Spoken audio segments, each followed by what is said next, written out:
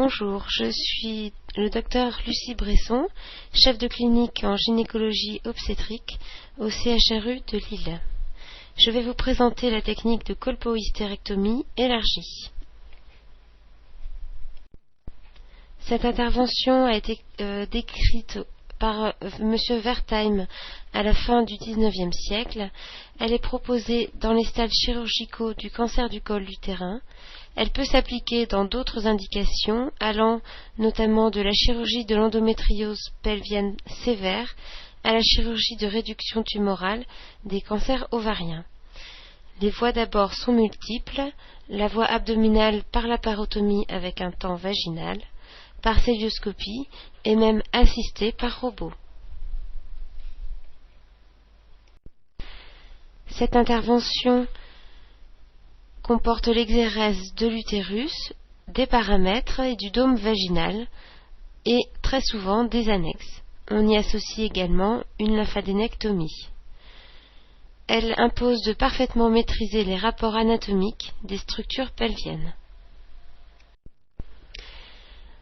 Nous allons détailler tout d'abord l'anatomie pelvienne, en commençant par l'utérus. L'utérus est retenu dans l'excavation pelvienne par plusieurs structures ligamentaires, représentées en dehors par le ligament cardinal, encore dénommé paramètre ou paracervix, d'arrière en avant par les lames sacro-recto-génito-pubiennes, et en haut et en avant par le ligament rond, et par les pédicules annexiels en haut et en arrière. Nous détaillons à présent les espaces chirurgicaux dont l'abord sera indispensable, en commençant par la fosse paravésicale, qui est délimitée en avant par la joue vésicale, en dedans par l'artère ombilicale, en arrière par le paramètre latéral, en dehors par les vaisseaux iliaques externes, et son toit est le péritoine tendu par le ligament rond. Le deuxième espace important est la fosse pararectale, délimitée en avant par le paramètre latéral, en dehors par l'artère iliaque interne, en arrière par la concavité sacrée, en dedans par le paramètre postérieur. Son toit est le péritoine tendu par le ligament lombo-ovarien. Enfin, le paramètre, ou appelé également paracervix ou ligament cardinal. Il s'agit d'une lame porte-vaisseau, oblique de dehors en dedans et d'arrière en avant. Elle naît du tronc ombilico-utérin, qui est la première branche de division de l'artère iliaque interne. Il se termine au contact du col utérin. Il présente une expansion à mi-longueur vers la vessie, dénommée pilier externe de vessie, contenant les vaisseaux de la corne vésicale.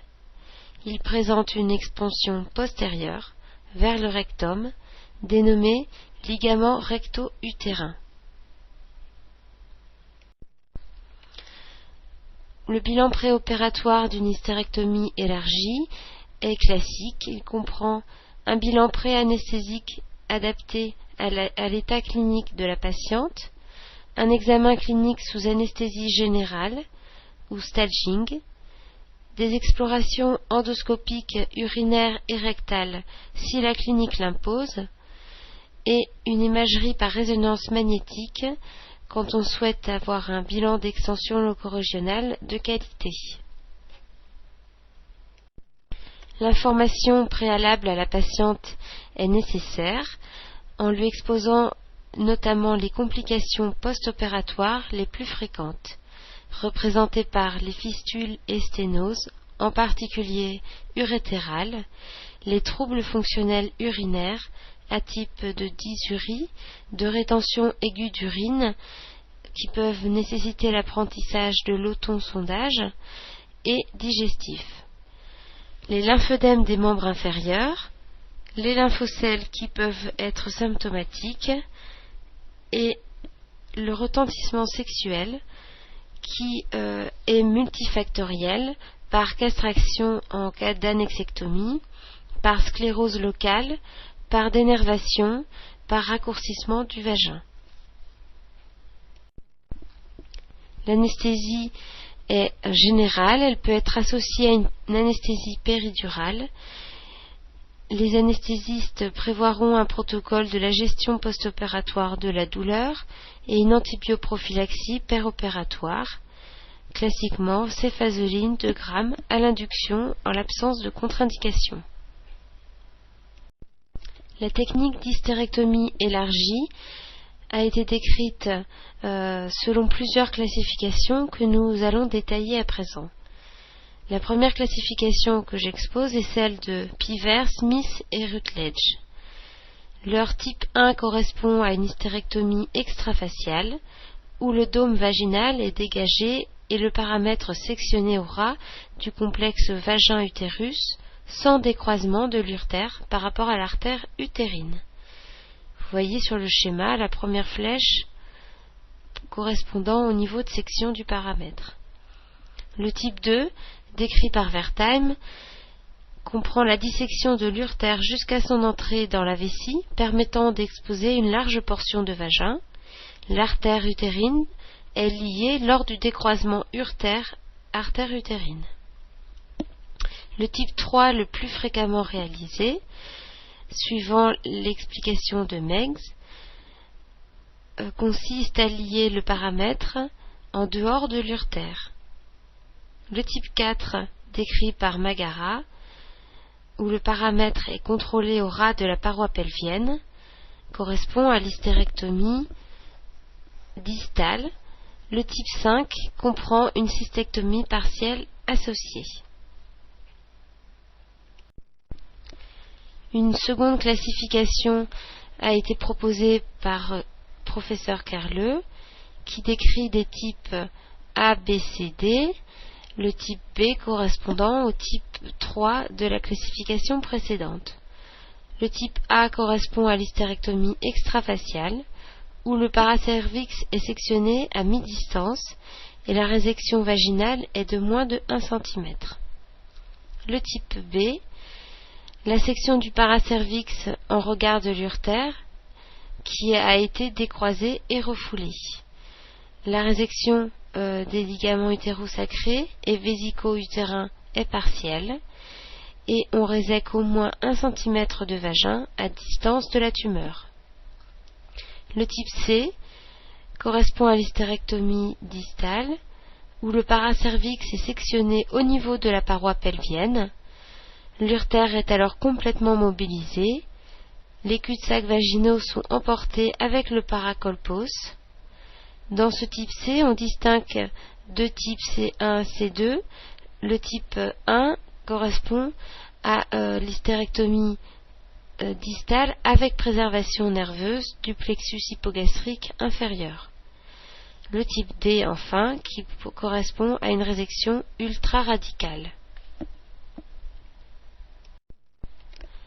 L'instrumentation spécifique à l'hystérectomie élargie est représentée par un dissecteur d'O'Shaughnessy à bout mousse qui peut servir à la dissection urétérale, une pince de Babcock destinée à l'appréhension de l'urtère pouvant remplacer les lacs, une pince forte à griffe de type Jean-Louis Faure ou Rogers, un écarteur à paupières de Papin pour récliner les vaisseaux, des écarteurs d'Ollier, des clans vasculaires et des sondes urétérales doivent être à disposition.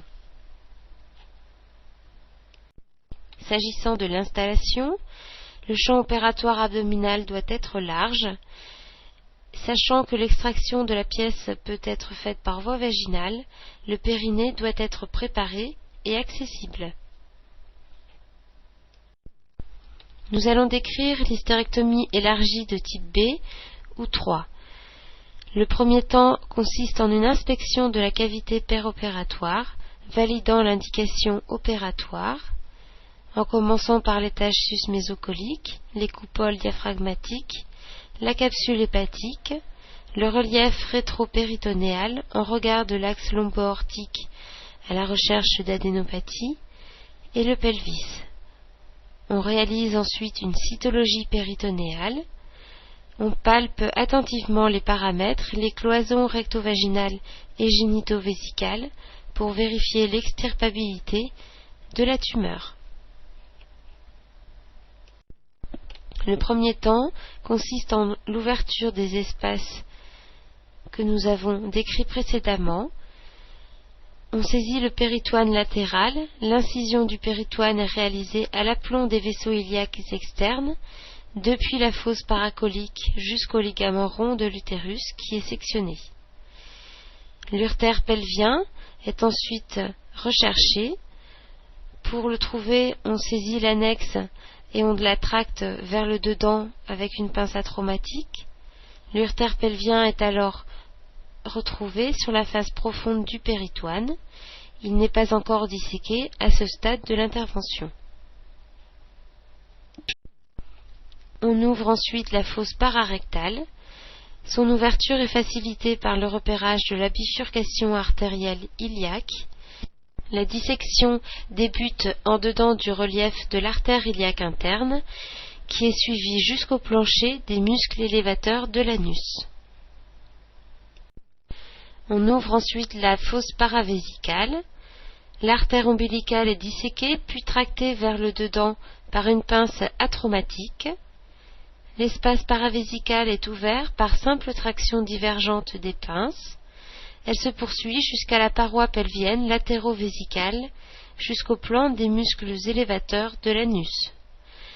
La dissection du bord externe de l'artère ombilicale est poursuivie d'avant en arrière, depuis la région rétrocrurale jusqu'à la bifurcation avec l'artère iliaque interne. La section des pédicules lombo-ovariens n'est nécessaire qu'en cas d'annexectomie associée. La coagulation-section de ces pédicules permet d'ouvrir encore les espaces et de libérer les urtères du péritoine au niveau du croisement avec les artères iliaques. Vous pouvez voir sur cette photo le premier temps de l'intervention qui consiste en l'ouverture du péritoine jusqu'au ligament rond qui est sectionné. C'est alors qu'on pourra repérer l'urtère sur la face profonde du péritoine. Cette photo et ce schéma sont là pour vous aider à repérer les espaces précédemment décrits, notamment en avant la fosse paravésicale et en arrière la fosse pararectale. Après l'ouverture des fosses paravésicales et pararectales, les limites des paramètres sont définies. Au sommet du paramètre, l'artère utérine est repérée. Elle est clippée ou coagulée à son origine, puis sectionnée. La base du paramètre est ensuite coagulée contre la paroi pelvienne avec une pince bipolaire avant d'être sectionnée de sorte que les fosses paravésicales et pararectales ne sont plus séparées. Cette photo vous permet de visualiser la dissection après ouverture des deux fosses, visualisation du paramètre, visualisation de l'artère utérine dès son origine. Et voici encore deux photos qui vous permettent de rendre compte de la dissection péropératoire qui aboutit à la visualisation et l'individualisation des paramètres. Après avoir traité le paramètre, il faudra séparer la vessie de l'utérus. L'ouverture du ligament large après section du ligament rond en direction du cul-de-sac vésico-utérin est le premier temps de cette dissection. Il s'agit de rester sur la ligne médiane et de poursuivre le décollement jusqu'à la zone choisie pour la future incision vaginale. Chaque pilier externe de la vessie, qui s'étend de la corne vésicale au sommet du paramètre homolatéral, est ensuite repéré et sectionné. De cette façon, le bord antérieur du paramètre est libéré de la joue vésicale.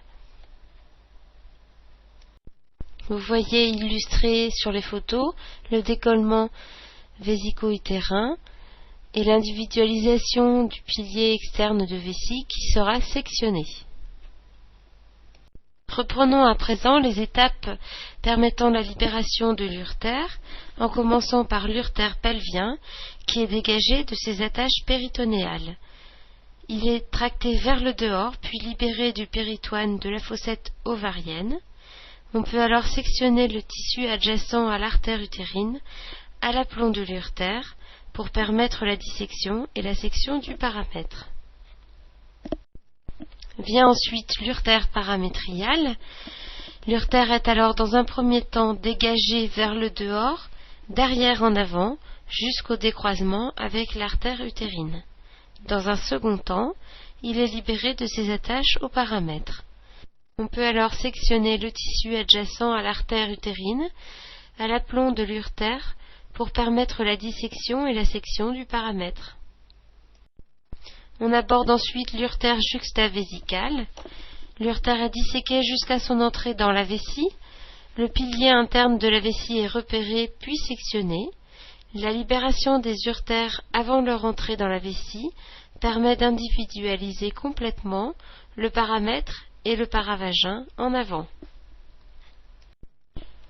Voici individualisé sur ces photos, après dissection, l'urtère paramétriale à gauche et l'urtère juxtavésicale à droite. La dissection se poursuit par l'ouverture de l'espace recto-vaginal. Ce temps consiste à ouvrir le cul-de-sac de Douglas et à disséquer l'espace interrecto-vaginal. Il faut ensuite dégager latéralement et de chaque côté les ligaments utérosacrés pour pouvoir les sectionner à la distance souhaitée de l'utérus. Cette manœuvre permet secondairement de coaguler puis de sectionner les paravagins. Enfin, arrive le temps vaginal et de fermeture.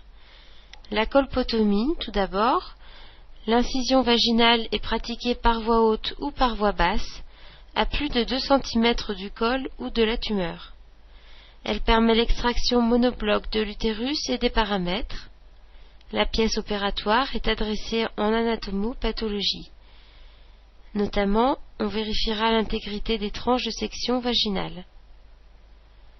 La suture vaginale est assurée par un surjet de fil tressé, habituellement numéro 0 résorbable. Une mèche iodoformée peut être introduite et laissée en place pendant 24 heures. Voici une vue opératoire en fin d'intervention où vous voyez, en partant du dedans vers l'extérieur, les urtères, les artères ombilicales et les veines iliaques externes. Détaillons à présent les variantes selon l'extension. L'hystérectomie élargie distale ou classification 4 ou C, dont le principe est de clamper le paracervix ou paramètre au niveau de l'artère iliaque interne, en prenant soin de respecter son tronc antérieur, qui est à destination fessière. La conservation ou transposition latéropariétale ovarienne. Cette technique est employée pour transposer latéralement les ovaires chez les patientes jeunes, en général moins de 40 ans, en raison du risque d'insuffisance ovarienne ischémique dans les tranches d'âge supérieures, porteuses d'une petite tumeur, moins de 2 cm, de nature épithéliale et de bon pronostic histologique. Sous-type favorable, absence d'atteinte ganglionnaire pelvienne, absence d'embole. De plus en plus pratiquée, la conservation nerveuse dans l'hystérectomie élargie concerne les types B, C, 2, 3 et 4. Elle nécessite le repérage des nerfs hypogastriques supérieurs sous-jacents à l'urtère, du plexus hypogastrique inférieur qui lui fait suite, latéral au rectum et au septum recto-vaginal, des nerfs vésicaux efférents du plexus hypogastrique inférieur, dans le ligament latéral de la vessie, latéraux au vagin. Voici des illustrations sur ces photos et ce schéma du plexus hypogastrique inférieur et de ses ramifications qui doivent être préservées le plus souvent possible pour éviter les complications, notamment urinaires et digestives, de l'hystérectomie élargie. Dans les suites opératoires, traditionnellement, on laisse en place une sonde urinaire 24 à 48 heures qui peut être associée à une mèche vaginale. Il faut réaliser une prophylaxie antithrombotique et évidemment gérer la douleur. Les complications péropératoires les plus fréquemment décrites sont hémorragiques, responsables de laparoconversion et ou de transfusion, les plaies d'organes de voisinage, notamment vésicales, urétérales ou digestives. Les complications post-opératoires les plus fréquentes sont les fistules urinaires et digestives, qui surviennent vers le 10e jour post-opératoire, associant un syndrome fébrile à des douleurs abdominopelviennes, des troubles du transit et enfin la survenue d'un écoulement urinaire ou de matière par la cicatrice vaginale. Elles imposent une dérivation, qu'elle soit urinaire par une sonde vésicale ou urétérale, voire une néphrostomie percutanée, ou qu'elle soit digestive par colostomie ou iléostomie selon la localisation de la fistule. En conclusion, l'hystérectomie élargie ou colpohystérectomie est la chirurgie de référence dans le traitement du cancer du col utérin. Elle s'adapte à la situation clinique en sachant que la largeur de paramètres enlevée s'adapte à la taille tumorale. Nous rappelons l'intérêt d'un compagnonnage pour l'apprentissage de cette technique opératoire qui nécessite une bonne maîtrise de l'anatomie pelvienne.